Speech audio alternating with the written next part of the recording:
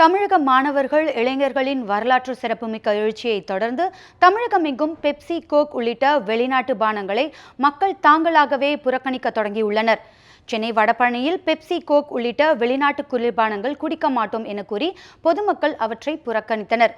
இதுகுறித்து நம்முடைய மூத்த செய்தியாளர் சுபாஷ் சந்திரபோஸ் அளித்த தகவல்களை பார்க்கலாம். பெப்சி, கோக் போன்ற அந்நிய பானங்களை விற்கக்கூடாது என்றும் அதை பருகக்கூடாது என்று பல ஆண்டு காலமாக தொடர் போராட்டம் தமிழகம் முழுவதும் ஆங்காங்கே நடைபெற்று வந்தாலும் அவை மிகப்பெரிய ஒரு தாக்கத்தை ஏற்படுத்தவில்லை.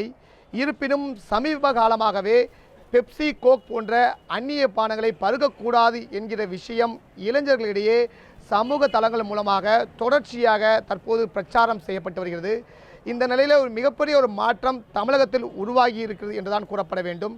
ஏனென்றால் பெப்சி, கோக் போன்ற அந்நிய பானங்களில் உள்ள கெடுதிகள் குறித்து பல பிரச்சாரங்கள் பல இடங்களில் செய்யப்பட்டு வந்தாலும் சமீப காலமாக மாணவர்கள் மற்றும் இளைஞர்களின் எழுச்சியின் காரணமாக தற்போது இந்த அந்நிய பானங்கள் மீது மாணவர்கள் தொடர்க்கக்கூடிய இந்த போரானது தற்போது மிகப்பெரிய ஒரு வரவேற்பை பெற்றிருக்கிறது என்றுதான் கூறப்பட வேண்டும்.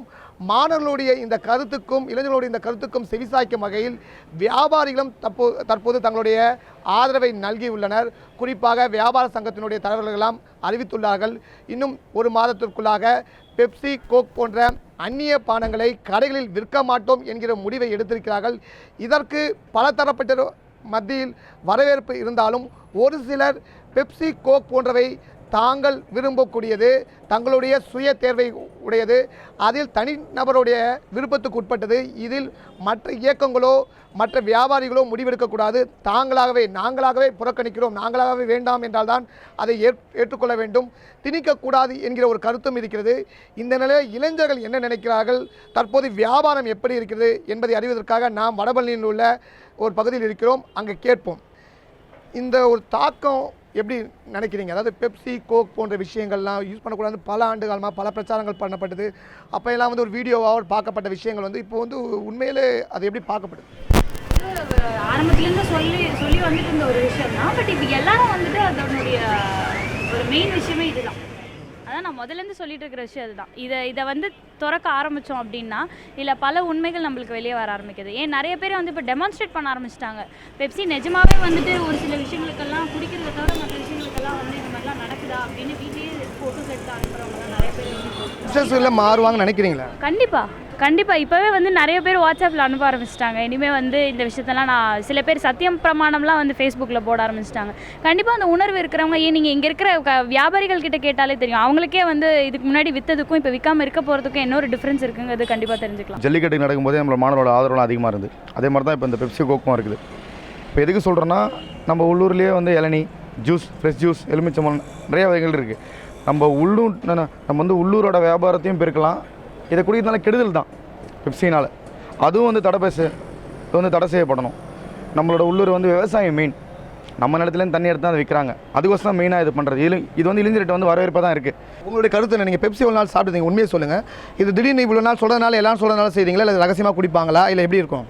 ஒரு வாரத்துக்கு முன்னாடி பார்த்திங்கன்னா ருசியாக தான் இருந்தது. இப்போ அதை குடிக்கிறதுக்குனால விஷம் மாதிரி தெரியுது. சரிங்களா?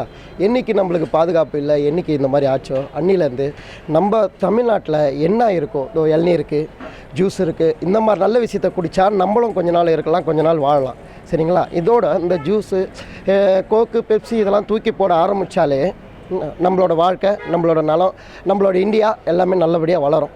இந்த பெப்சி, கோக்கு போன்றவற்றை விற்கக்கூடிய வியாபாரியும் நம்மளும் இருக்கார். அவருடைய கேட்போம். சார், இப்போது யதார்த்த உண்மையை சொல்லுங்கள். இந்த ஒரு வாரம் காலம் எடுத்துக்கலாம், இல்லை ஒரு 10 நாள் எடுத்துக்கலாம். எவ்வளோ பெப்சி வியாபாரம் ஆகிருக்கு ஒப்பிடும்போது கடந்த மாதங்களோட? இப்போது அதோடைய குறைஞ்சிருக்கா? மக்கள் என்ன ப்ரிஃபர் பண்ணுறாங்களா, இல்லை பெப்சி வேணும்னு கேட்குறாங்களா, இல்லை எல்லாம் ஏதாவது நினைக்கிறோம்? இல்லை, நிறைய மக்கள் இப்போ வந்து என்ன பண்ணுறாங்கன்னா, பெப்சி, கோக்கெல்லாம் விரும்பி சாப்பிட்றதில்ல. நிறைய பேர் ஜூஸ் விரும்பி சாப்பிட்டுருக்காங்க. அதை எங்களுக்கு ரொம்ப மகிழ்ச்சியாக இருக்குது. இந்த மாதிரி அவங்க பெப்சி தவிர்த்துட்டு மற்ற ஜூஸ் பழங்களை குடிக்கும் போது.